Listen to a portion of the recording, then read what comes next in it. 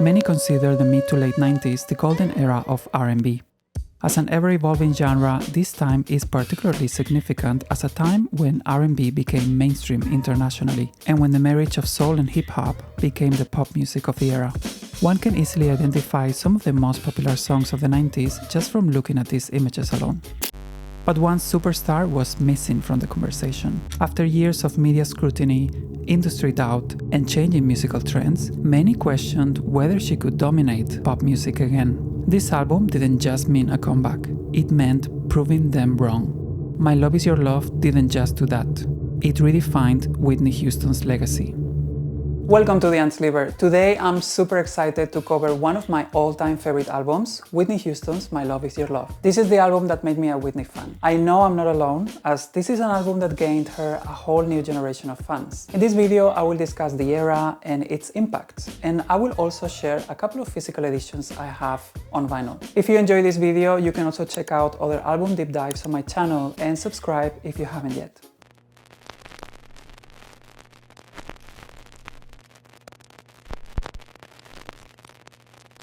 My Love Is Your Love was released in 1998, but to understand the meaning of this album in Whitney's career, we need to see where she was at this time. Whitney's last studio album, I'm Your Baby Tonight, was released in November 1990. A lot happened in Whitney's life during this break. She got married to Bobby Brown, had a daughter, and became an increasingly controversial figure in the media due to her marriage and rumors of substance use and erratic behavior. But this 8-year break also brought incredible success on a professional level. She had become a movie star, also lending her voice to multiple soundtracks. It was during these years that she had her biggest hit, I Will Always Love You, a cover of the Dolly Parton song included in the soundtrack of The Bodyguard, which she also starred in. The soundtrack is the best-selling soundtrack in history with 45 million copies sold, and is also considered the best-selling album by a female artist ever, though Shania Twain's Come On Over holds the record for solo female artists specifically. This was a huge era for Whitney, who was already a superstar, but this movie and soundtrack gave her iconic status. Waiting to Exhale followed in 1995, which was a box office hit and had one of the most iconic soundtracks ever, my personal favorite. The more I look at you, you look like the scum of the earth. Next, she starred in The Preacher's Wife alongside Denzel Washington, which came together with a gospel soundtrack that became the best-selling gospel album of 1997. A TV adaptation of Cinderella followed with Brandy in the starring role and Whitney playing the fairy godmother and acting as an executive producer. This movie was a ratings success, despite not receiving great reviews. Thankfully, time has been kinder to it, with many people highlighting the diversity of the cast and the clever spin on the original story. Impossible! But sadly, the soundtrack that featured both Brandy and Whitney was never released due to conflicts between the record labels. Impossible! Which takes us to 1998. Whitney had enjoyed massive success with all these projects, but for a superstar of that caliber, an important piece of the puzzle was missing: a new studio album. With contemporaries like Janet, Madonna, Celine, or Mariah all succeeding with critically acclaimed albums and big hits, Whitney had to get up to speed, so Clive Davis reminded her that it was time in a personal letter. They enlisted some of the heavy hitters of the era, such as Rodney Jerkins, Missy Elliott, Lauryn Hill, Wyclef Jean, and Soul Shack and Carlin, but they also kept past collaborators in the mix like Babyface, David Foster, and Diane Warren. Initially, the idea was to work on some new songs for a Greatest Hits collection, but when they realized they had a lot of solid tracks, they decided to release an entire new album and postpone the Greatest Hits. The album took only 6 weeks to complete in the summer of 1998, as it was mostly recorded at Whitney's home in New Jersey. The first taste we got was a duet for the history books, When You Believe.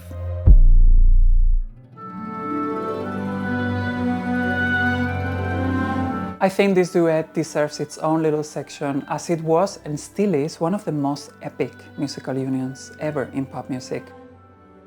When Mariah Carey stepped into the music scene in 1990, everybody ran to compare her to Whitney, who was already a superstar. Mariah has even cited Whitney as one of her influences over the years. They were in opposite labels, with Whitney on Arista Records and Mariah on Columbia Records, so the case of having them compared clearly benefited a lot of media outlets, and one could even argue it also benefited their record labels. The truth is, neither of them said anything bad about the other, until Whitney was asked in an interview in what was considered a shady response.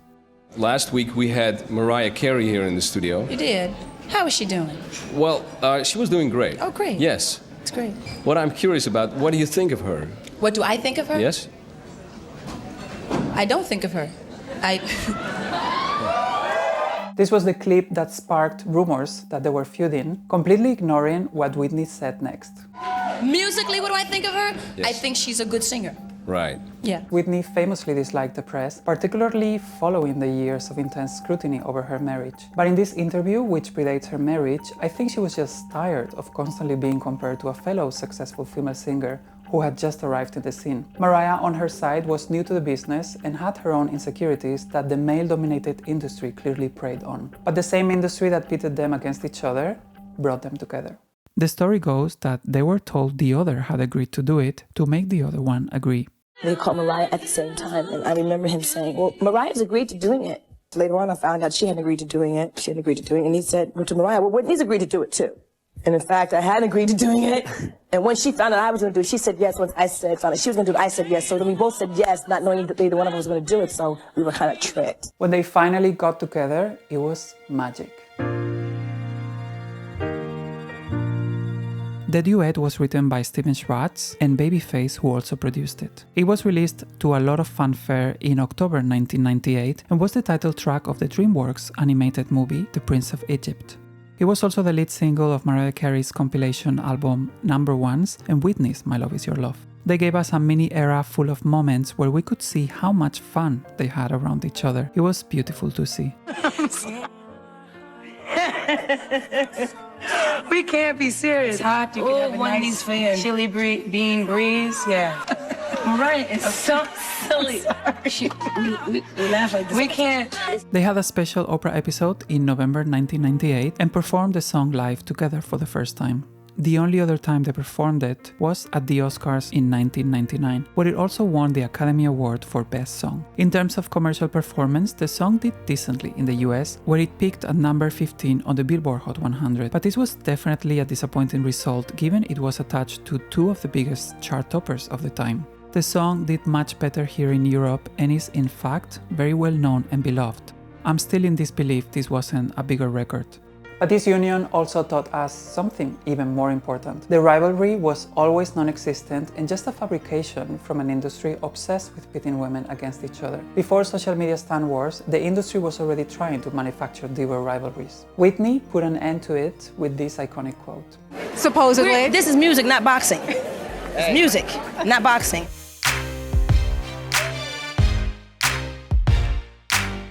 The album arrived on November 17, 1998, with a big promotional push.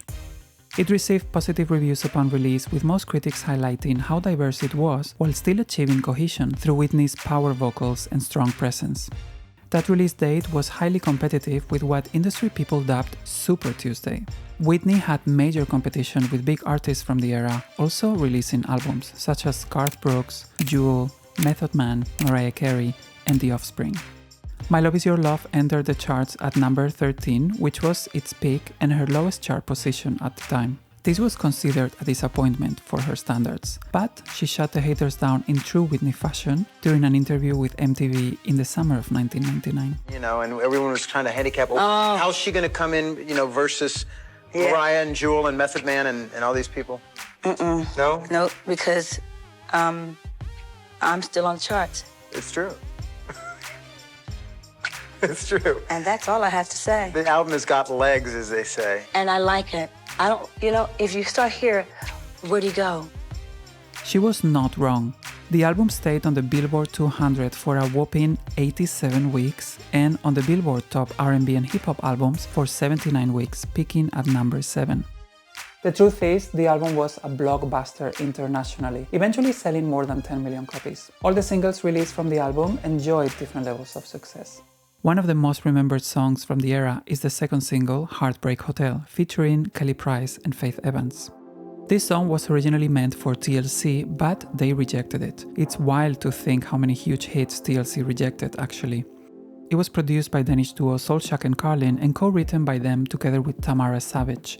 The single was an immediate success, peaking at number 2 on the Billboard Hot 100, and it also received favorable reviews from critics and fans alike. But most importantly, this single announced the arrival of a new Whitney, one that could integrate the R&B and hip-hop sound of the era while still maintaining her artistic identity. Thematically, it's about betrayal and infidelity, and having Faith Evans and Kelly Price on it gives it this beautiful sense of female solidarity, with 3 women processing heartbreak together.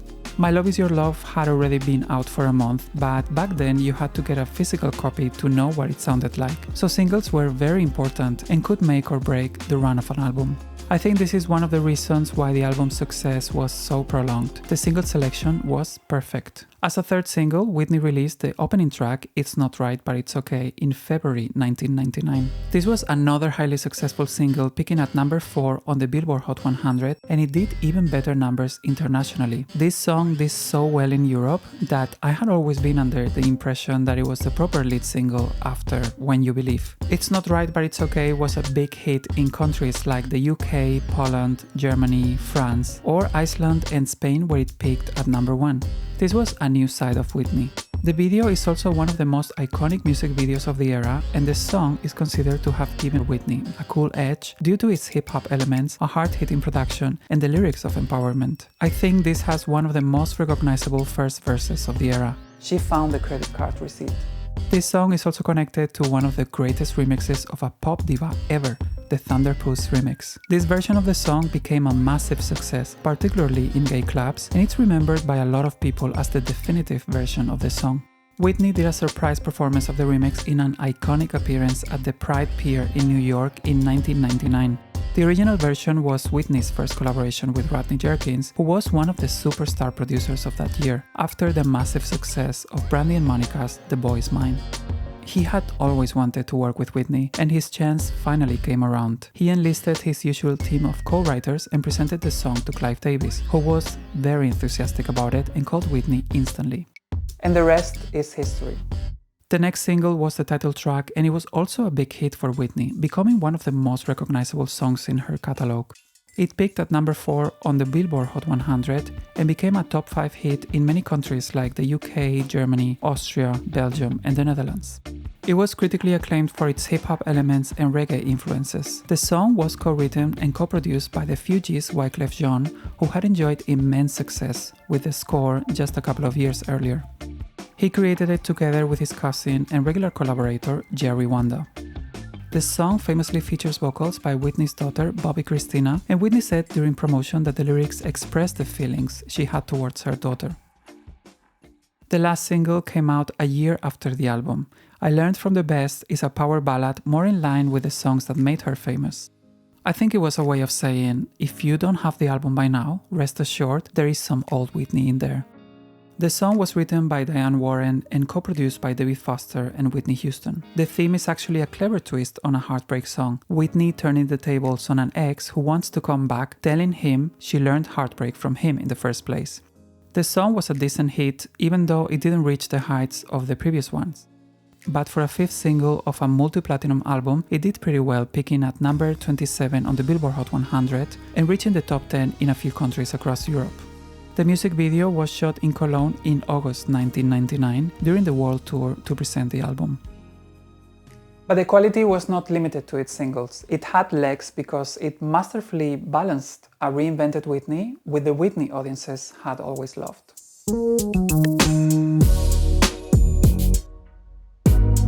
I have discussed the Rollout, but I also want to talk about other songs on the album. One of my favorite things about the promo tour is that Whitney basically mentioned every song, which is unusual as artists tend to only talk about the singles. And I get it, because the album tracks are worth talking about.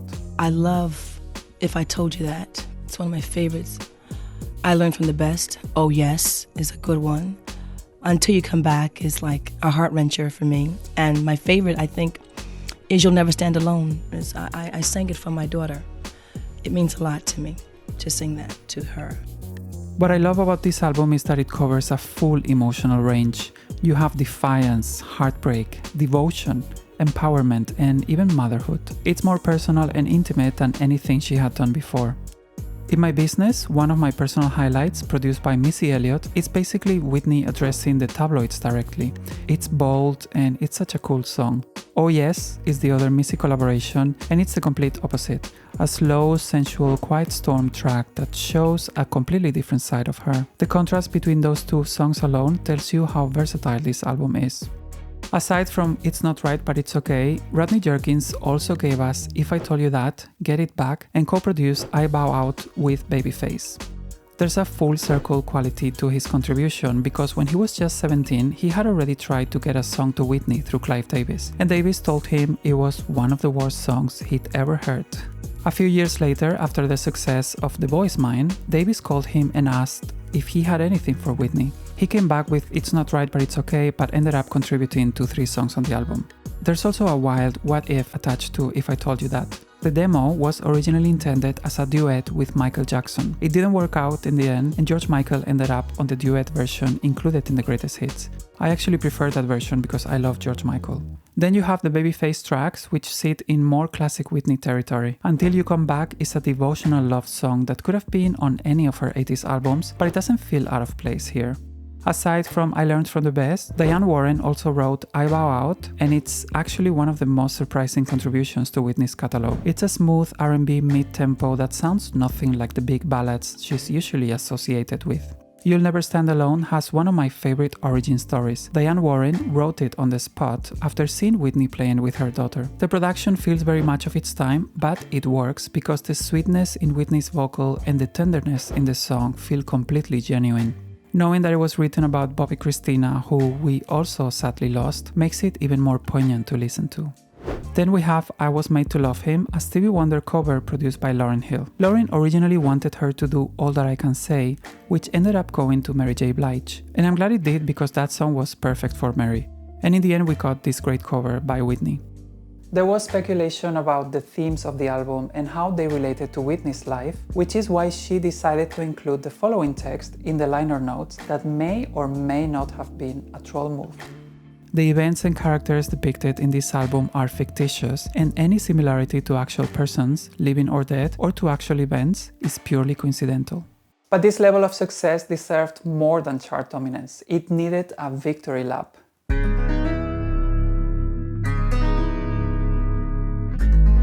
Whitney started the tour for the album in North America in the summer of 1999, before taking it to Europe where it ran until November. The My Love Is Your Love tour was actually the last one she did in North America. For this leg, she decided she wanted to do smaller venues and not arenas, as she was originally offered. She wanted to be closer to the audience and for the audience to be able to properly see and feel her.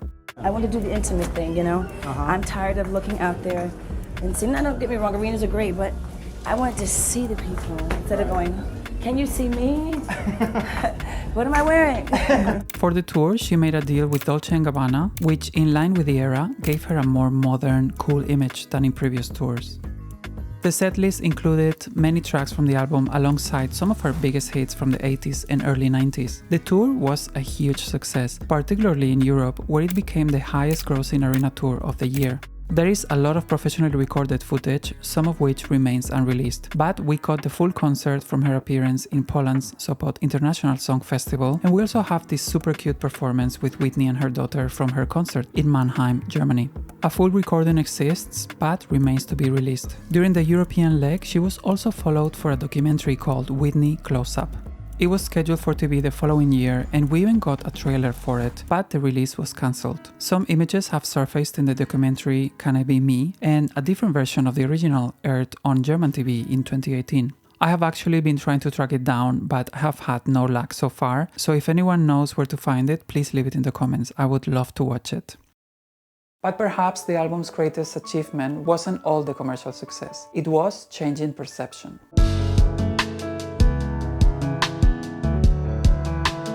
When I think about the legacy of this album, a few things stand out. It gave her an edge and put her back in conversation with the music of the era. Many critics had counted her out for leaning too far into adult contemporary balladry, but this album earned her a new wave of respect and a whole new audience. I'm part of that new audience. Growing up, Whitney was always present in popular music, but she was someone my parents' generation liked, especially because of The Bodyguard and I Will Always Love You. I started taking notice when Exhale Shoop Shoop came out, as I was already developing my own taste in music. But it wasn't until My Love Is Your Love that I became a proper fan. Technically, it doesn't fit the definition of a comeback album, as she had enjoyed incredible success in the years leading up to it. But her public image was in a delicate place, and this album brought her back to her pop diva status, where the music prevailed over everything else. Of course, her controversial marriage was put into question in almost every interview, but the music was so good and she sounded so proud of it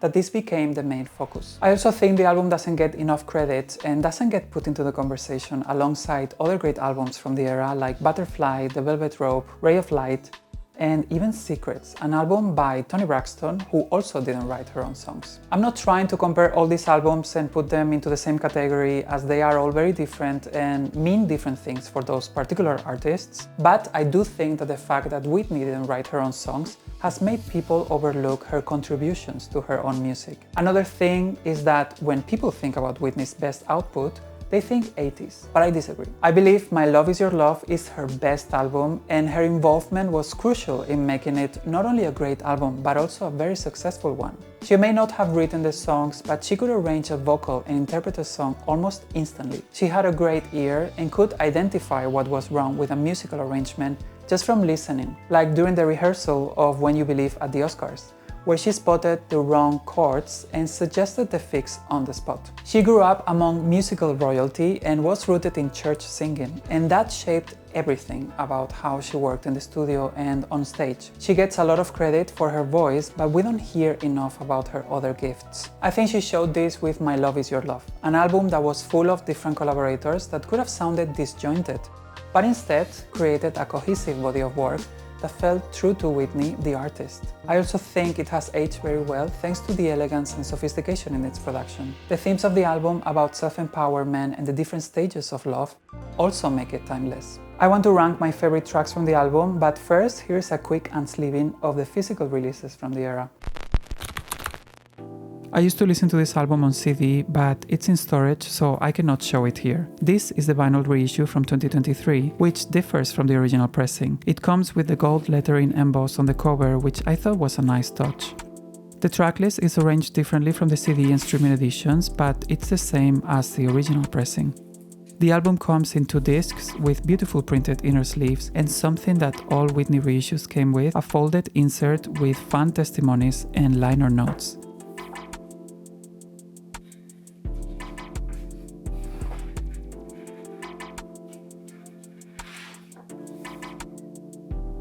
The pressing sounds great, I'm quite happy with it.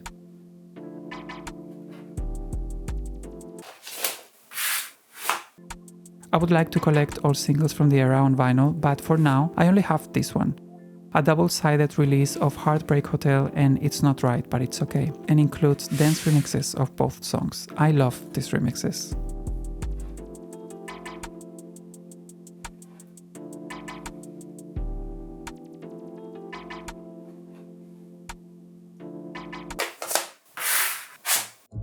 It's been really difficult, but if I had to pick a top 5 at the time of this video, I would place at number 5 Until You Come Back. At number 4, I would place Get It Back. At number 3, It's Not Right But It's Okay. Number 2 would be the duet with Mariah, When You Believe. And my favorite song is Heartbreak Hotel, featuring Faith Evans and Kelly Price. As honorable mentions, I would add In My Business, Oh Yes, and I Bow Out. That letter from Clive Davis in 1997 came at the right time and gave us a new album by one of the most powerful voices the world has known. For many fans, My Love Is Your Love was the last time Whitney's career, artistry, and public image aligned at full power. It gave us so much great music and beautiful moments. Knowing her very sad and tragic ending, this era stands as a moment in time when Whitney's star shone as bright as ever. My Love Is Your Love wasn't just Whitney Houston adapting to contemporary sounds. It was Whitney at her most fearless, most versatile, and most herself. There was only one Whitney Houston, and this album proved it one more time. That's all for today's video. I hope you enjoyed it, and if you have, subscribe and check out my other videos. Let me know in the comments what your favorite moments from this special era are. Thanks for watching. See you next time.